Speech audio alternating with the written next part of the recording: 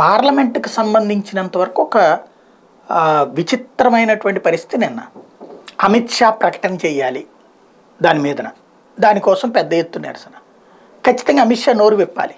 అది ఎప్పుడు కొంచెం టైం ఇచ్చి, ఇప్పుడు ఏంటి దొరికారు వాళ్ళు ఏదో చెప్తారు, అదే వచ్చి పార్లమెంట్లో చెప్తే దాంట్లో ఆడేం చెప్తాడు, రైతుల ఉద్యమం కారణంగా ఫీల్ అయిపోయాడు అంటాడు, లేకపోతే కనుక మణిపూర్ సంఘటనలతో ఫీల్ అయిపోయాడు అంట ఇంకోడు, లేకపోతే ఇంకోటి ఏది నిరుద్యోగ సమస్యతో ఫీల్ అయిపోయిందంట ఇంకొక ఆవిడకి 34 ఏళ్ళు 2014లోనే వచ్చింది, ఇప్పుడు 45 ఏళ్ళు ఆవిడ నిరుద్యోగి.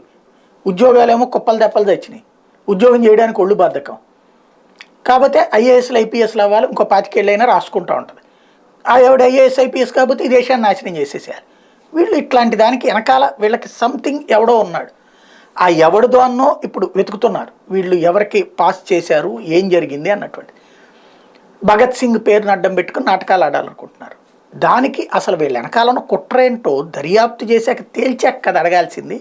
ఈలోపు అమిత్ షా నువ్వు మాట్లాడేసి అంటే ఏమనాలి, దీన్ని ఖండిస్తున్నానంటే మేము ఖండిస్తున్నాం.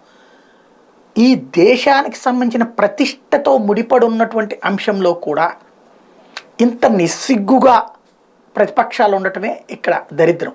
ఎందుకంటే ప్రతిపక్షం అనేటువంటిది ప్రజల పక్షమై ఉండాలి.